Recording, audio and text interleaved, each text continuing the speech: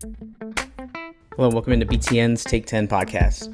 This is Alex Roux of BTN, and I'm coming at you from the road just outside Ann Arbor, Michigan in Ypsilanti. It's part of the BTN Bus Tour 2019 edition, and as I've done the last 3 years, we have got an interview at each stop with a player at football practice on the BTN Bus Tour. So it's cool setup after practice. Usually get about 10 or 15 minutes with a player from each team, and so far so good. We are 6 for 6, and this episode will bring you the first 4 interviews from the first 4 stops of the BTN Bus Tour. So to make sure we keep this as brief as possible and get right to the interviews, I'll just list who we got, and we'll learn about players and their backgrounds and kind of get to know the guy behind the helmet in the interview. So our first stop is Indiana. As usual, we stopped at Bloomington, and I got a chance to talk to offensive lineman Coy Cronk there. So Coy Cronk is the first interview up.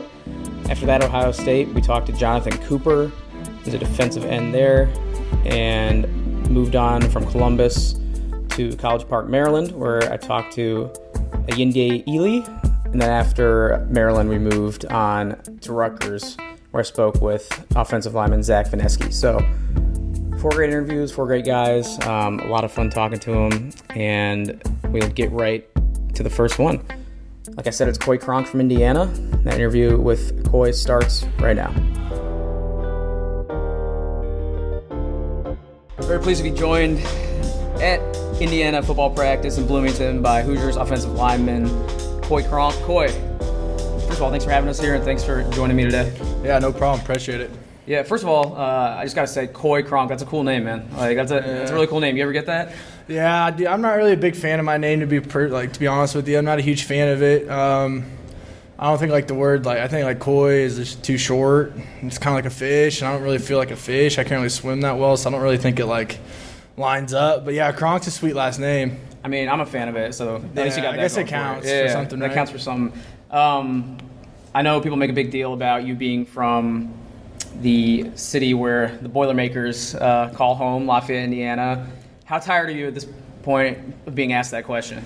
I'm not tired of it. I'm proud of Lafayette, Indiana, and where I come from. I got an amazing family and support system, and the community's great. But, I'm proud to be a Hoosier too. So that game means a little bit more to me, especially when it's played in, West Lafayette, where I'm from. So nothing but respect for those guys, but, I'm proud to be a Hoosier.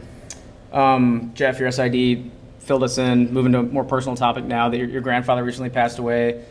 That hit you pretty hard. Can you get into what he meant to you and get into the background and fill people in who don't know just about your grandfather and how you've processed that loss?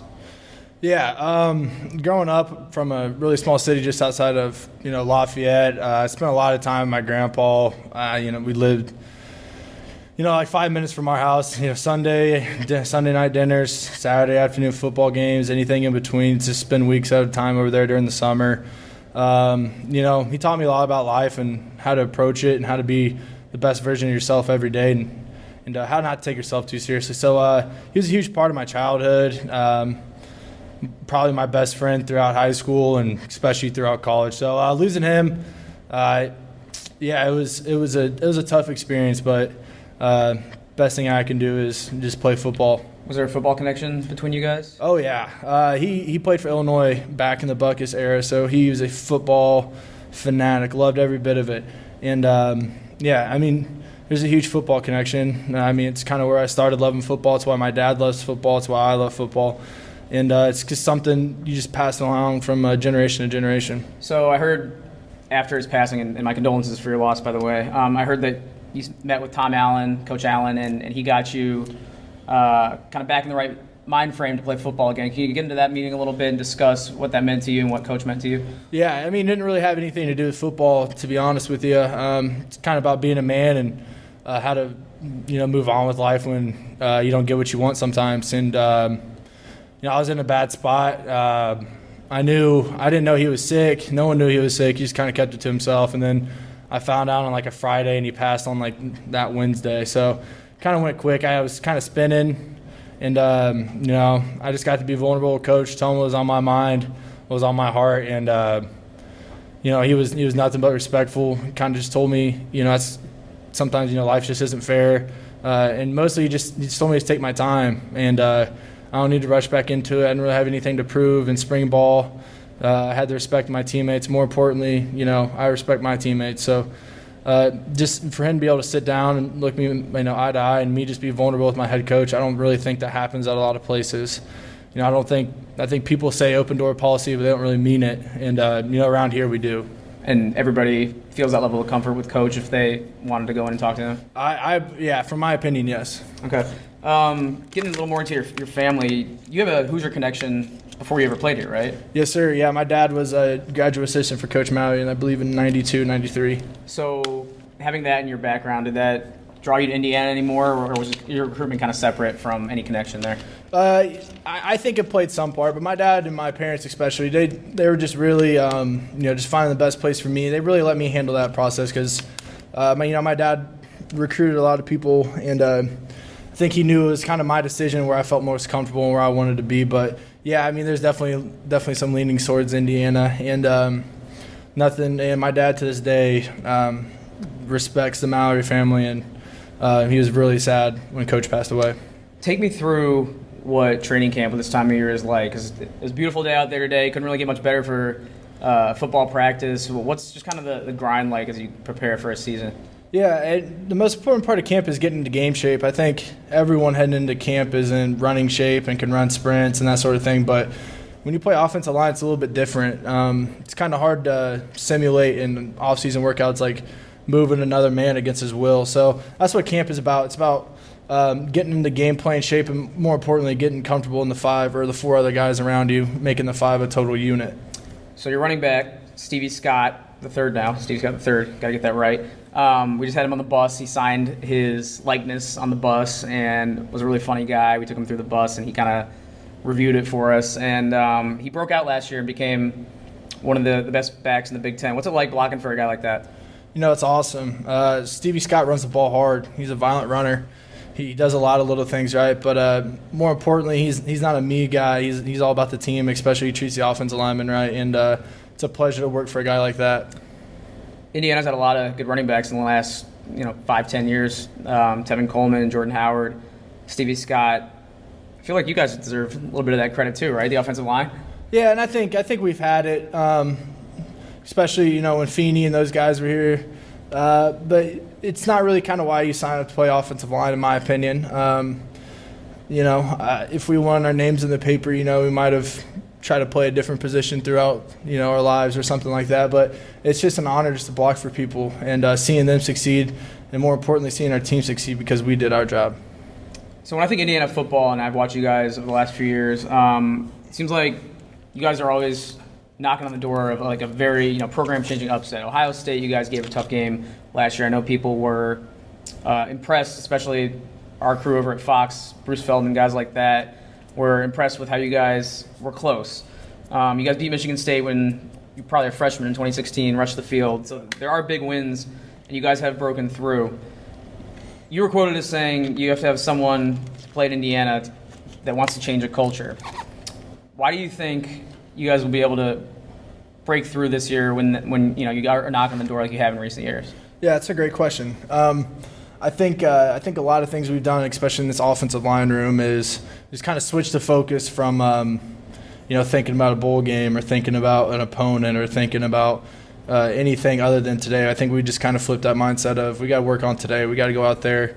We got to practice hard, or after practice we got to get something in, or maybe it's in the weight room we're about to have a lift, more stuff in the weight room. But I think it's just mostly instead of focusing on end of season goals or game days or anything like that, just handling our business at practice every day and focus on those little things. And then I truly believe if you want to change the culture, once you start doing the little things over and over and over, you can do the big things on Saturdays. All right, I'm going to shift gears here a little bit, get a little goofy with this line of questioning. Talking to linemen over the years and hearing stories about what linemen do, maybe in the locker room or in their downtime, there's always some like weird tradition I feel like that linemen have, or a quirk. I've heard, for example, I won't name the school, but linemen used to throw up before games to kind of hype themselves up, just like a weird thing like that. Do you guys have any sort of tradition or camaraderie that is unique to your line? I don't know anything like that. I just kind of, especially on game days and stuff, I like to just keep to myself and think about, why I play the game and get myself ready to play.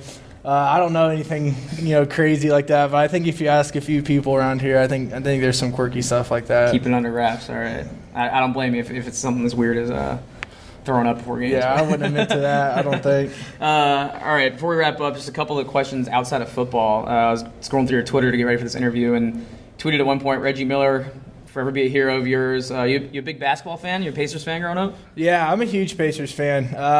Didn't really play basketball in high school or anything, but obviously being in Indiana, you have to be a basketball fan or you're not allowed to live in the state. So, yeah, I grew up a huge Pacers fan.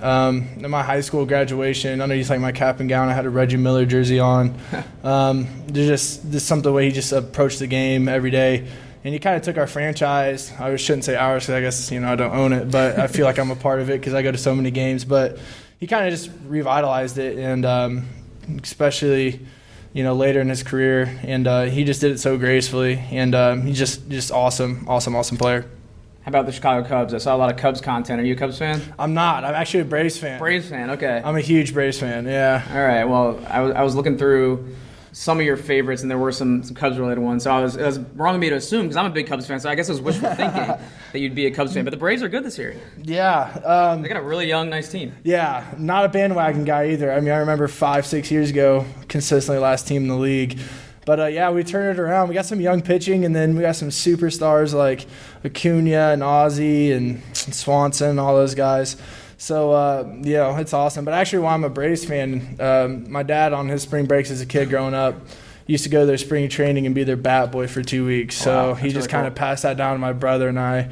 And if you ever get a chance to talk to my brother, he could tell you from rookie ball on up to AAA, everybody on the roster. Cubs and Braves fans are kind of similar, I think, at least nationwide, because the Braves were on TBS for so long and had a national platform. The Cubs were on WGN and a national platform. And it's just kind of a nationwide fan base. Maybe we'll meet in the playoffs. Who knows? Yeah, that'd be nice, right? I'm scared of Atlanta. Acuna killed the Cubs and Albies. So those guys are so good.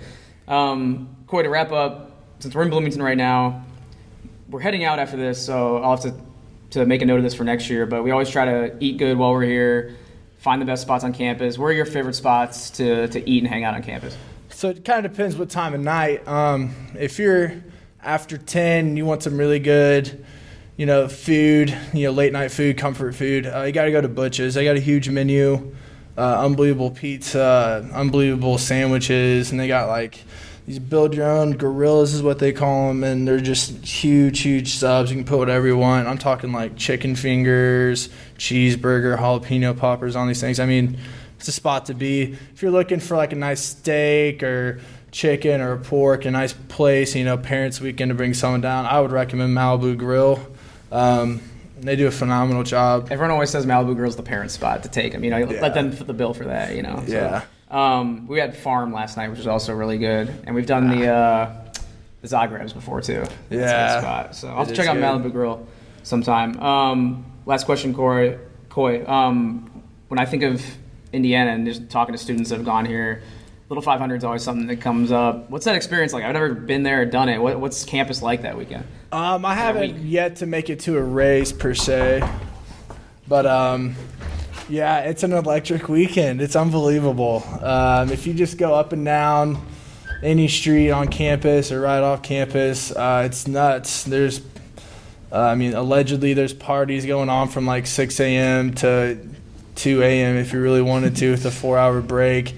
I think the coaches do a good job during Little 5 of scheduling practices throughout that week, so we stay focused. But, it's probably one of the best weeks of any college kid on this campus's life. All right, well, you filled me in plenty about IU, plenty about your football program, and a lot about yourself, and I'm glad I got to know you a little bit, and I appreciate you sitting down and joining me. Good luck this season, man. Awesome, thank you. Yep.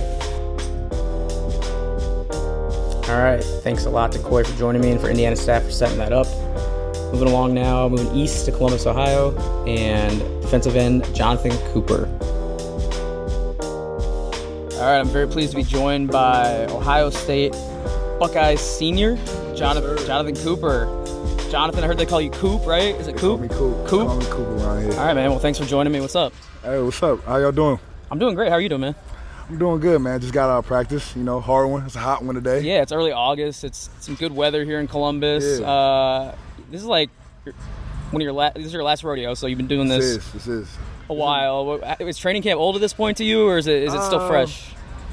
It's new every year. Every single time we go into training camp is a new experience, especially having Coach Day as a head coach this year, so it's kind of different. Yeah. But, I love it because it's when the team really gets to join and bond together, especially being in the hotel for 2 weeks. Yeah, I'm glad you brought up Coach Day real quick because as we're walking over here, you're like, that's the question you get every time. That's the repetitive one. So my question is a little spin on that. Okay. How tired are you of getting asked the question, what's the difference between Coach Meyer and Coach Day?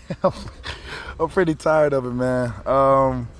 Because they're both great guys and they're both great coaches. And obviously the world wants to know what's the difference and how different are their personalities and everything. But, all I have to say about them is that they're great guys, they're great coaches, and I'm excited to see what Coach Day has for us. So I'm curious, though, say I'm in the locker room, I'm fly on the wall, and you guys are talking about that amongst yourselves. Right. What would everyone kind of agree on? It is a big difference between them? Because even though it is like a cliche question, it is kind of interesting. What's the difference, would you say? You still trying to get me to get the question. I'm digging, man. I'm still a little reporter in me. Come on now. I'm not totally. I would say the major difference will probably be, Coach Day is getting something done in the head coach office. He's trying to get like a lounge where players can just come in, chill with him, a game room, and just whenever to walk through. When Coach Meyer was here, his office is very closed off, and you only really go into his office if you need something. It's not like that you couldn't go and talk to him, but Coach Day's taking an approach in where it's going to be where players can just come in and out whenever. Yeah, you mentioned that lounge we're going to check out soon. That looked pretty sweet with the game room and all that. Yeah. So some of your players are going to give us a tour. I'm pumped to see that. Getting back to what you just said a little bit, they put you up in a hotel for these 2 weeks? Is that right? Yeah, man. We just moved into the Hyatt yesterday. We just got in. What's that like? It's cool. Would you rather be at home or would you rather? Me personally, I would like to be at home. I like my own bed. Chilling on my own TV and everything. But the camaraderie around the whole entire team. Just having everybody in there in the hotel.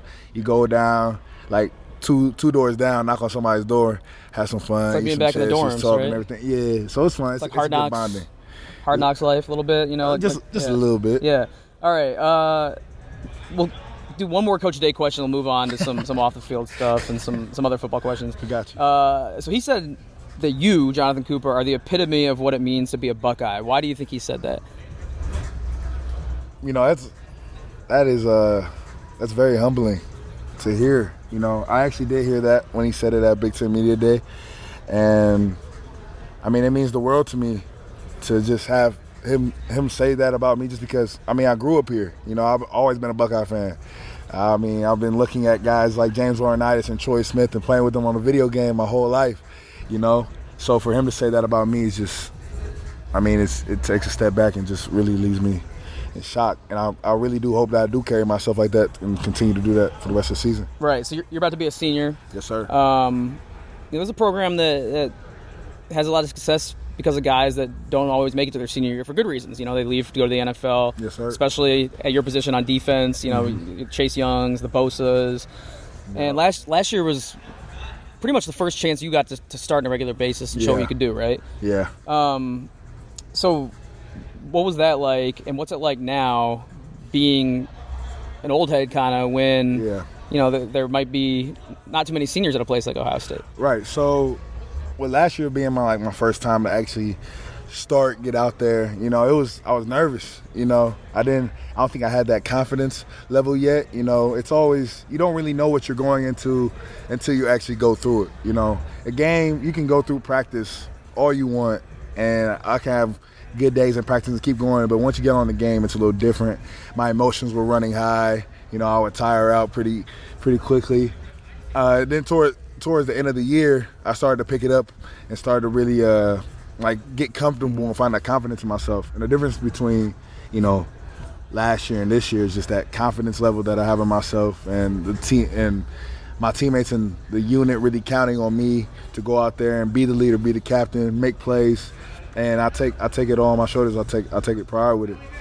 So, Greg Madison is here as defensive coordinator. You know, us at Big Ten, you know, as fans of the game, we like drama. Yeah. We came from Michigan. You know, there's obviously some dramatic storylines that go along with that. But for players, does that mean anything to you guys? Like, do you get wrapped up in that, or the team up north and stuff? All that, yeah, and the fact that, you know, a coach would come over here, like, you give him any crap for it? What's that like on the ground here? Nah, man, we don't give them no crap for it. Because at the end of the day, college football is a business, and they made a choice to come here, and we really we accepted them with open arms. You know, like, there was no resentment towards them just because they came from Team Up North, because they are great coaches at the end of the day, and they want to make us better, and we want to learn from them. So that was all it was. The only thing that we did do was when we had this thing called mat drills, early in the morning, workouts. We would come out and we played the Team Up North fight song that was out there to kind of like give them, because it was like they're welcoming.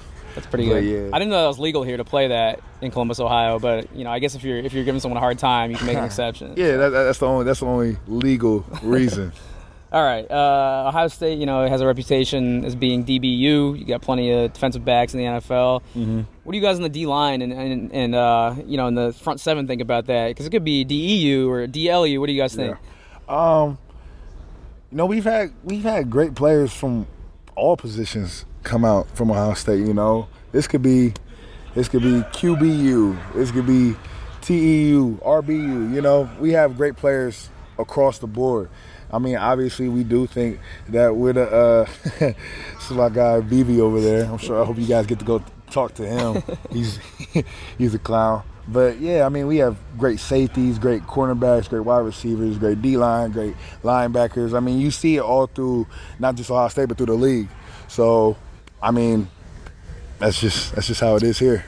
So you're number 18. Yes, sir. What's the deal with these low numbers now 18? Popping up on, you know, I feel like at the linebacker and defensive end positions, it's like 50s and 80s, 90s. Well, pretty much 50s and 90s from what I remember, like, growing up playing video games. What's the deal now with the low number trends on defense?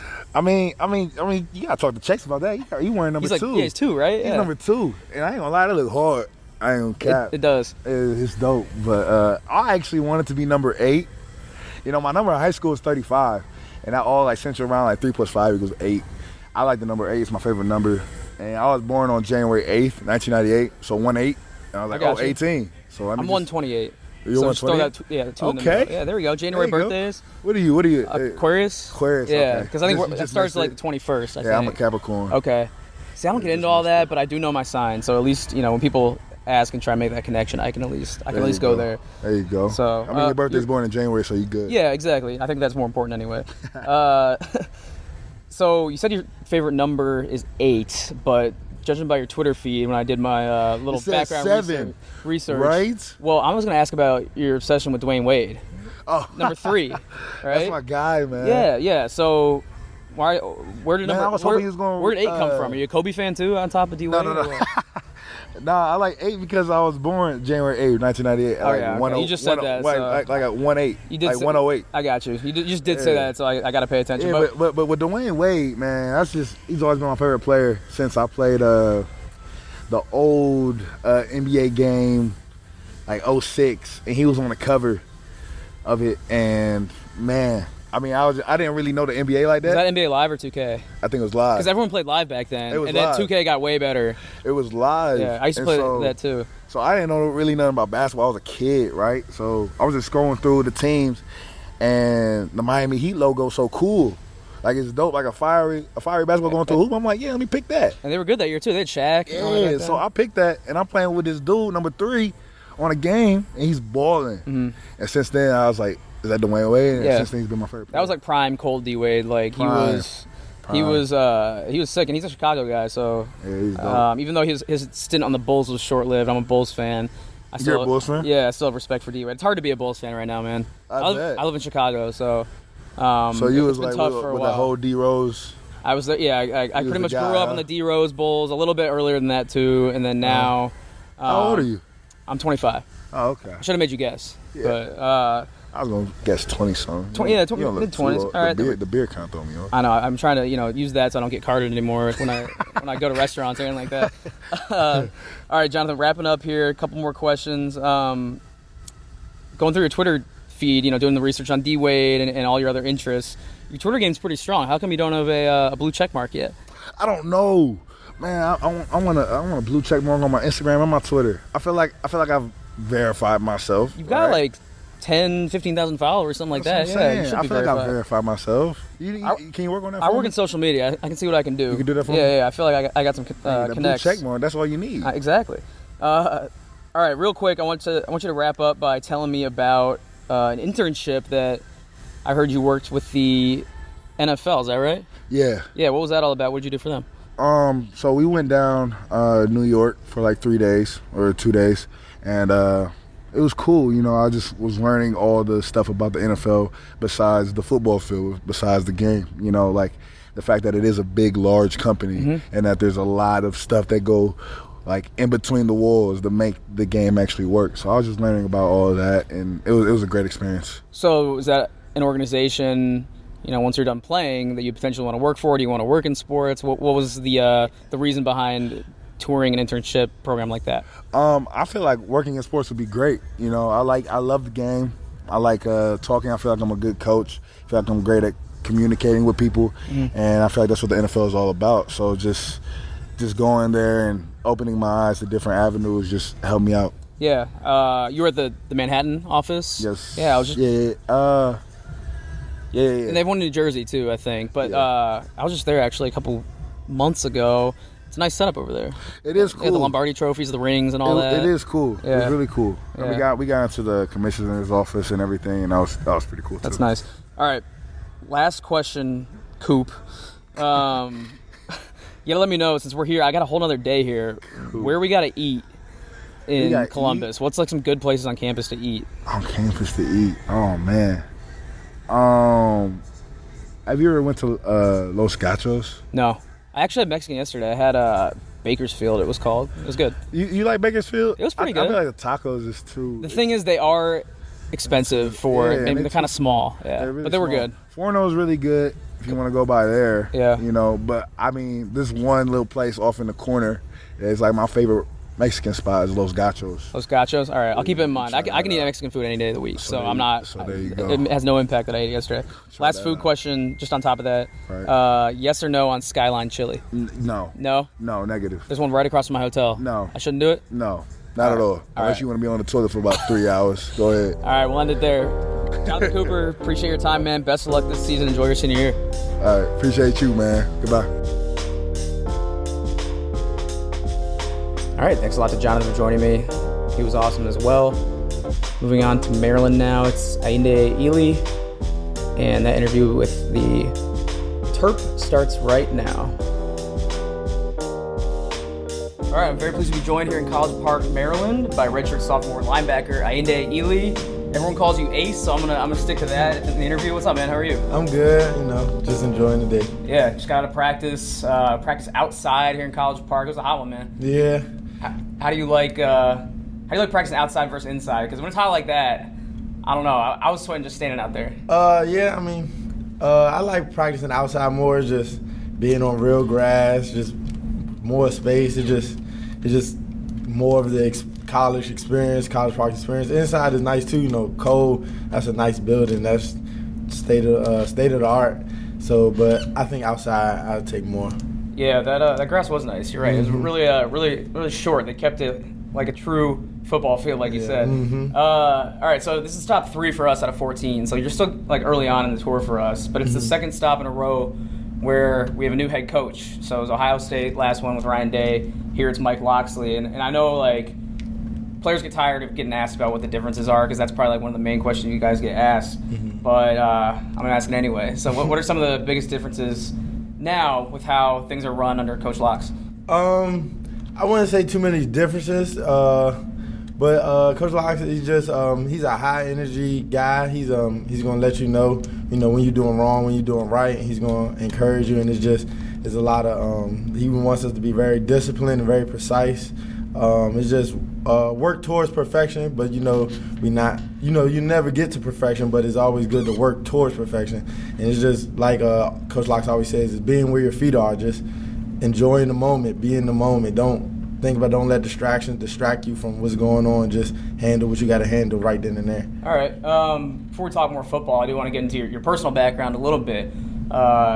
Your SID, Dustin here, gave me some background info, and he said you had a pretty harrowing and scary experience in high school. So tell me about that. What happened, and how did it affect your development as a football player and a person? I would say not much as a football player, but let me tell you. Back in high school, I had encephalitis.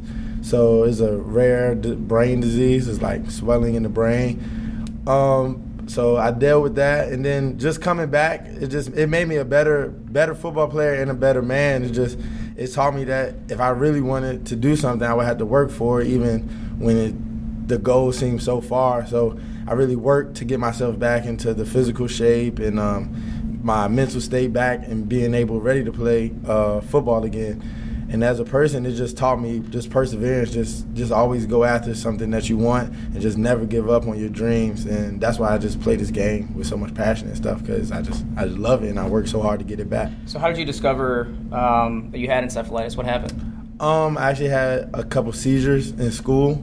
So then I was hospitalized, and then the doctors diagnosed me with encephalitis. This is a blessing from God that I'm here today, here playing football at the University of Maryland. I mean, I didn't know, nobody knew if I would play football again, or it was very questionable at one point. But it's just a blessing, really. That's how I can describe it. Yeah, that's obviously terrifying. How do you manage that, and how were they able to determine that you could still play football and live your life like that? Yeah, they were. Like I said, it was a miracle. So even my doctors were shocked. Like a lot of my tests and stuff came back.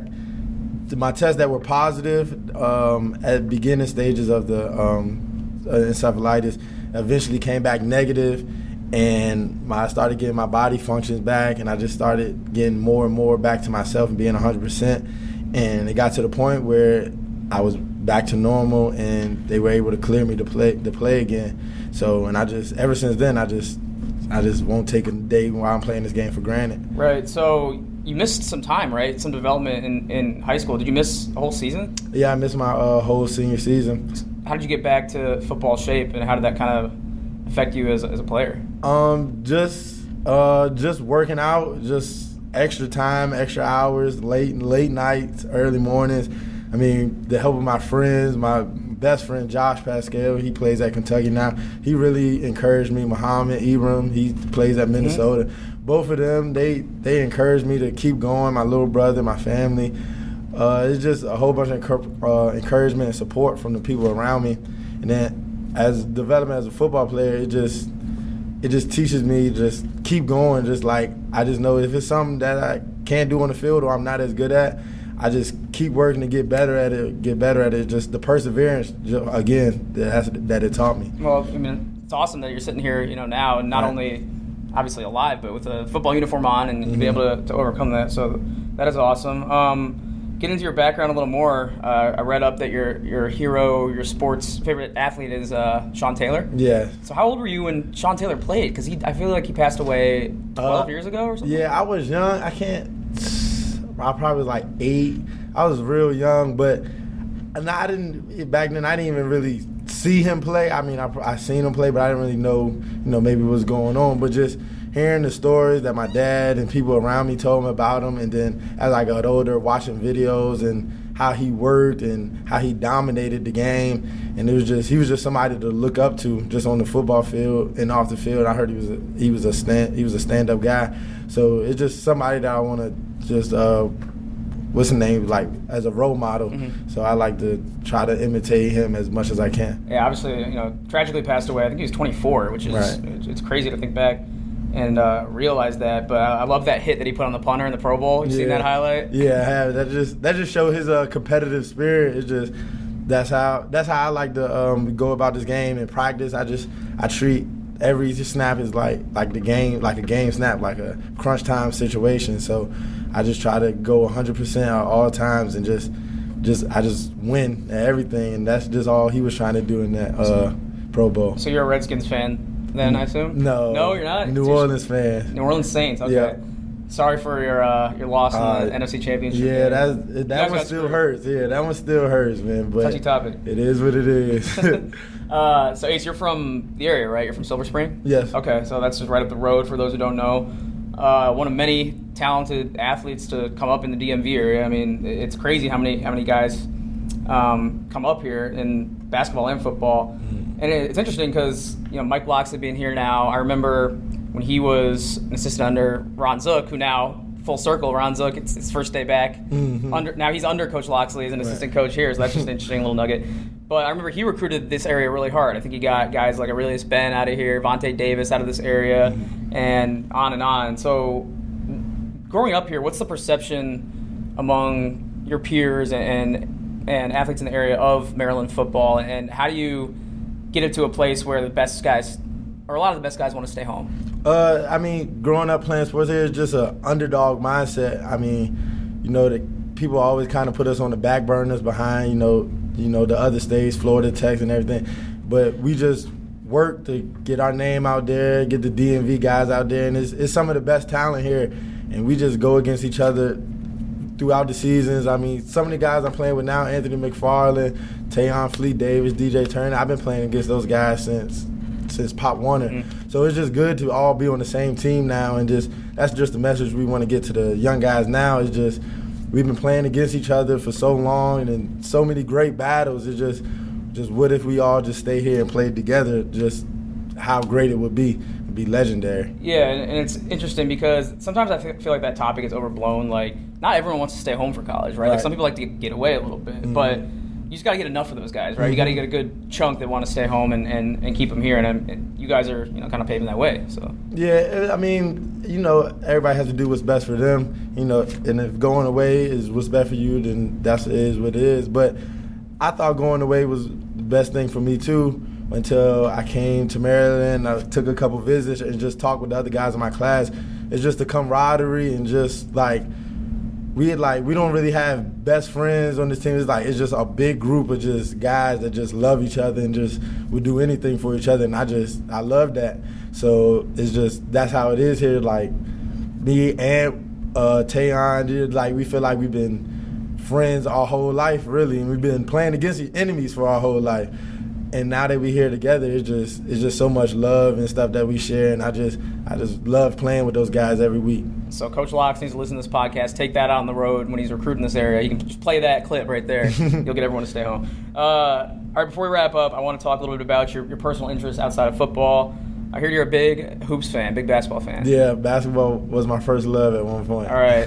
Did you play? Yeah, I did. I played all the way up until... Were you any good? Yeah, 4-year starter on varsity, That's pretty good. Yeah, our team wasn't that good, but still, but nah, basketball was, I think I still got it. So who's your NBA squad then? OKC. OKC? Yeah. Still? Still, I'm rocking. You're going to ride them through the rebuild then. Yeah, I'm rocking. Now that Westbrook and PG are gone. You a 2K fan? Yeah. Big 2K fan? You play a lot? Yeah, I play a lot. That's mainly what all we do in the room and stuff. Okay, there was one year in college, my freshman year, where I played all the time, and I got okay, not like really good, but I fell off since then, and now I see my friends playing the game, and it's weird now because they got you in the huddles with timeouts, they got coaches, they made it almost too realistic. Nah, yeah, you're really in it now. You can make adjustments and everything, so that's what I love about it though. It feels like I get my basketball. My little experience, basketball, being in the NBA a little bit while I'm behind the joystick. Right, there you go. So once you get to the NFL, you can kind of feel like you're in both leagues then. Yep. All right, one more note here I want to touch on. You collect football cards? Is that a thing? I've been collecting football cards for a while now. I gave my big binder of collection to my little brother, but I have a lot of cards. Talking about old historic cards, new ones that they still come out with a bunch? I got Vince Young's rookie card. I got Reggie Bush's rookie card, Steve Young's rookie card, and many more, a whole bunch of those. So I collected cards for a long time. A lot of baseball cards, but also football and basketball. And everyone's like, oh, they're all sitting, in boxes somewhere. Those are going to be worth something someday. Like, it'll come back around eventually, I feel like. Definitely. I have a big binder. They're nice, neatly put in, like, individual envelopes, each card. Hold on to them. Yeah, I told my little brother I'm giving it to him, but he has to take care of them. So, and he takes real good care of them. Once everything in the future goes digital, like everything, they don't even, like, make paper cards anymore. That's when the demand will come back. Mm-hmm. People want to buy them. Yep. All right, last thing, Ace. I heard you really like eating candy. Yes. All right. Yes. List your top 5 candies right now. Go. Annihilators, Sour Patches, Airheads, Mike and Nikes, and Skittles.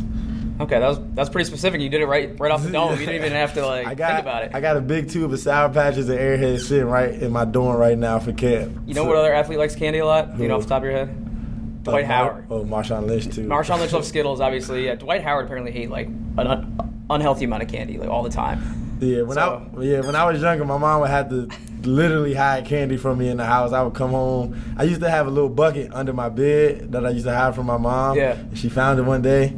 I got in trouble for that one. And I forgot, since we're talking about eating, I'm gonna ask every player on the tour, where's the best spot to eat on campus? Best spot? Marathon Deli. Marathon Deli? Chicken, steak, and cheese. Okay. And you gotta get marathon fries with the marathon sauce. All right. I might be back here for a game this year. I'm definitely coming back for the bus tour next year, so I'll have to hit it up. Most definitely. All right. Appreciate the recommendation. Appreciate your time, Ace. Thanks for sitting down. Thanks for welcoming us to practice, and good luck this year. No problem. I appreciate y'all. All right, thanks a lot to Ayinde, or Ace, for joining me. A lot of fun with him. And our last interview of first edition of the 2019 Bus Tour podcast is going to be with Zach Venesky. And this one was the first one we had to do outside, so the audio might not be as great, but the interview was just as interesting as the other ones, and get a cool story about a guy who kind of persevered after some tough years as a walk-on and now figures to play for Rutgers. So I'll let him tell you about that. This Take 10 podcast interview with Zach Venesky starts right now. All right, I'm very pleased to be joined out here in Jersey after Rutgers practice by Scarlet Knights senior offensive lineman Zach Venesky. Zach, what's going on, man? How's it going? Pretty well, just got done practice and everything, so a little sweaty, but I've been grinding. Yeah, a little sweaty. It's a little windy out here, but it's all good. We don't make excuses in the podcast game. No, so never. We'll keep rolling. So first off, I just want to get into your background a little bit before we talk football, because I noticed in your bio you grew up outside Scranton, Pennsylvania. Is that right? Yep. All right. So just I have to ask, growing up outside Scranton, do you watch The Office? Yeah, I've seen The Office, and every time I tell somebody I'm from Scranton, I always get that question about The Office. And it's a funny show. It's more of that cringe comedy and everything, but I've seen some certain scenes and stuff, and I think it's funny. Do people there watch the show? Is it popular in Scranton? Like, what do they think about how they're pretty much known for the show? Yeah. Some people watch it religiously, and some people don't against it because it portrays our area a little differently than it is. Because Scranton's more of a blue collar kind of grimy working area. So The Office depicts it as so goofy, but I think it's any publicity is good publicity. Yeah, it's just funny how to me if my hometown was featured on a TV show, it'd be funny knowing that everybody in the U.S. associates your town with one thing. But yeah, no doubt. It's actually pretty cool though, because my high school is in one of the episodes. I know some people who watch it religiously. Yeah. The career fair episode, Valley View High School, that's my high school. So they do a good job of portraying it and everything. That is cool. It's pretty cool. So more about your background. You're a boxer, correct? Are you a boxer? Yeah. So get into that a little bit. When did you start, and how competitive did you get? So I started when I was 9 years old. I wasn't able to really play junior football because I was over the weight limit in Pennsylvania for it, when you're playing junior ball and everything. And I grew up with 2 older brothers, so I grew up around fighting and everything with my older brothers and stuff. So boxing, once I got into it, it was just I loved it, So I didn't really start competing competitively until when I was 13 years old, and then I competed in the Golden Gloves boxing tournament and stuff like that from 13 to 15 years old and stuff. So it's just it's one of those sports, one-on-one battles, you could really relate it onto the football field when you're going up against the defensive lineman and pass rush or run blocking and stuff, so it helped a lot. Yeah, so in your bio or in your background, I read that you boxed against guys in their 20s when you were 13, 14 years old. Yeah, well, it's funny, because even now, you look around, you don't really see that many guys that age, like 13, 14, 15 years old, boxing that Right. much, or at least competing in the tournaments now, like the Golden Gloves tournament. So, you know, I try to take any sparring partner there was. So, yeah, I'd be hopping in the ring with guys in their 20s, you know, just, you know, sparring with them, being competitive, you know, really good getting after it with them, you know. But those guys get pissed at all when, you know, you're clocking them in the face and they're 10 years older than you? I mean, yeah, you know, we'd get after it. There are times, you know, we'd get a little scrappy in there, and, you know, but after the fact, you know, we're laughing because, you know, I'm a big dude at Right. 13, 14 years old, but, you know. So are you a boxing fan then? Like, do you watch on TV? Do you watch matches at all? Yeah, you know, I honestly, nowadays I watch the UFC more, but when there's a big-time match, and I'll try to get the pay-per-view and everything to watch boxing. Yeah, I mean, so Mayweather and McGregor must have been like a dream matchup for you. Oh, yeah, it was cool. Yeah, it was cool to watch that. You know, I kind of had a feeling that, you know, Mayweather was going to win that one just because, you know, it's his... It's a different sport. Yeah, it's his playing field. Yeah, absolutely. It's funny, a quote that I saw in a story written up about you was your O-line coach saying that, you know, you're the guy out of all 100 guys on the team that he'd take into an alley fight with him. Yeah. Is that accurate? Like, is that the kind of, I guess, physical prowess you're known for? Yeah, definitely. You know, that's my whole niche, man. You know, I always say I didn't get to the Division I level because I'm the biggest, strongest, fastest guy I got here because, you know, I'm the type of guy in the field, you know, I try to just be nasty and everything, and I'm, you know, I could use a different word for it, but, you know, I'm just mean out there. You ever been in a real fight? Yeah, of course. Like a lot of them, or I don't want to get into it too much, but yeah, definitely. Wait for the gator to go by here. Yeah, we're not talking any criminal fights or anything like that. You know, you don't have to go into details. Yeah, I've been in my fair share scraps and everything. Big guy, you know, you gotta expect that. Yeah. All right, so let's get into your time at Rutgers a little bit before we wrap up. For you, it was a struggle to get on the field until last year. You're you know, you're fourth, fifth year guy now. I've had guys on who have been really good players and stars on the team, and guys like you who have had to work their way up a little bit. Yeah. So when you're not playing, you're not in the field, and it's multiple years when you're not in the field, how do you stay positive and not, you know, get too down on yourself?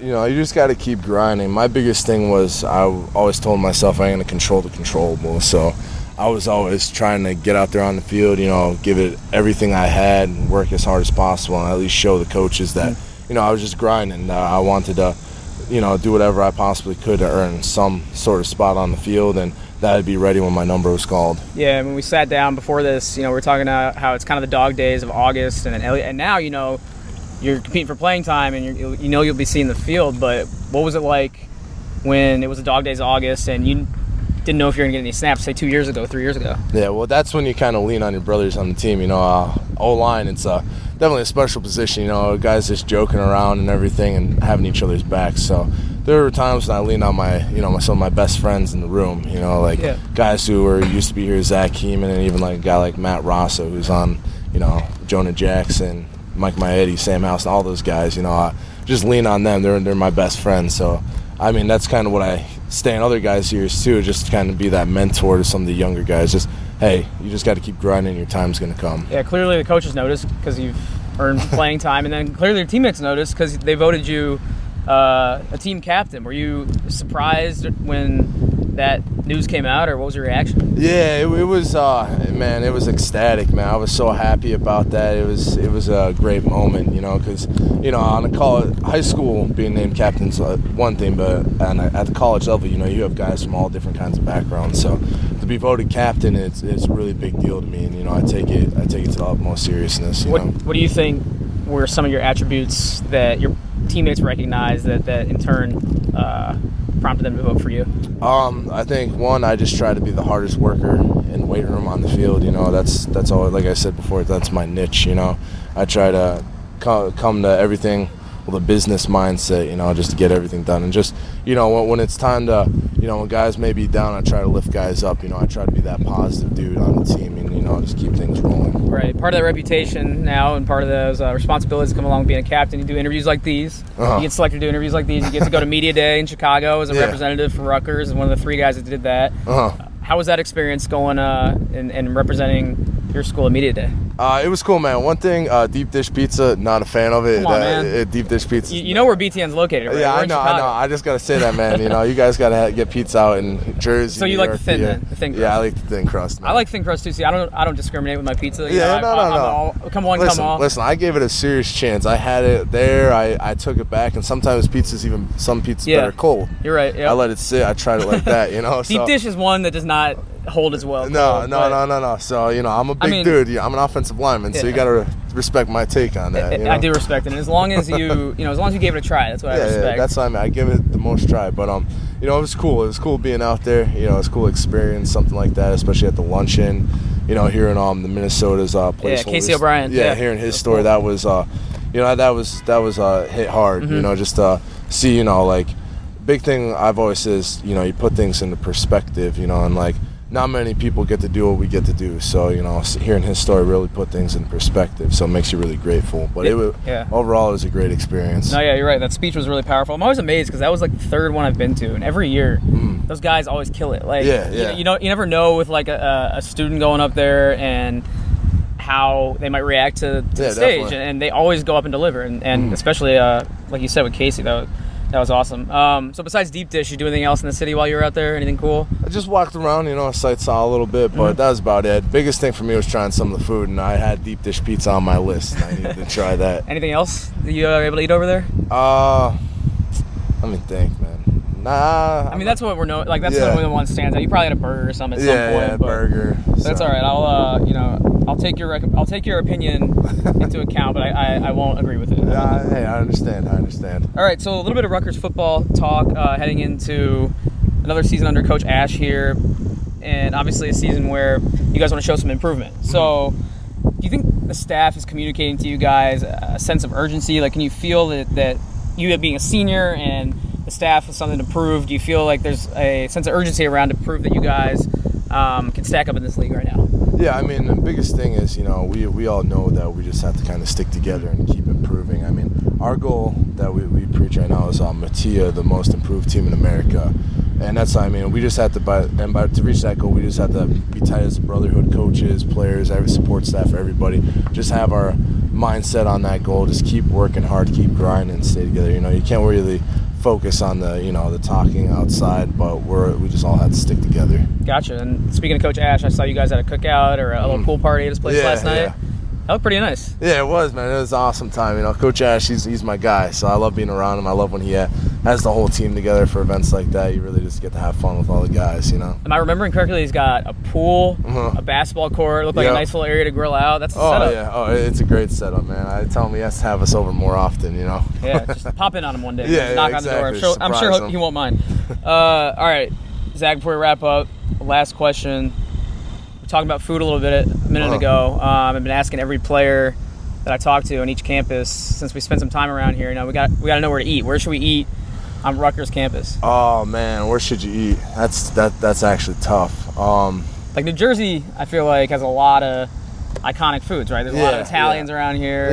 Yeah. I mean, pizza. It depends what you're looking for, but I think Rutgers is best known for either Hansel and Gretel or the Are You Hungry, because they're known for their fat sandwiches and everything. And if you go there, get the Fat ZBT. It's phenomenal. I think at least Are You Hungry I know for sure was. I'm not sure about Hansel and Gretel, but they were featured on our Campus Eats show. So like we've seen some of these. Stuff Your Face is another one. And then every year we come here, I don't know if you know Chaffee's. Have you had Chaffee's before?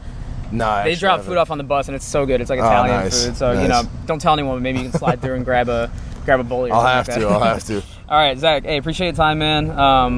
Good luck this season. Enjoyed being here as always, and just best of luck in your senior year. Thank you. It was great. Thank you for having me. It was great speaking to you. Absolutely. All right, thanks once again to Coy, Coop, Ace, and Zach for taking some time. Bus tour is about halfway done from where I sit right now. We'll keep rolling these out as we go along. We'll probably do 4 episodes, so this is probably one of 4. And we'll keep it rolling and keep the episodes coming at you as we move along, and head west here soon. So we'll drop one episode to finish up the East, and then we'll get to the Western Division schools here on the Take 10 podcast. So thanks so much for listening. Thanks a lot to my producers, Julie Bronder and Wes White as always. And we'll talk to you soon here from the road on the Take 10 podcast.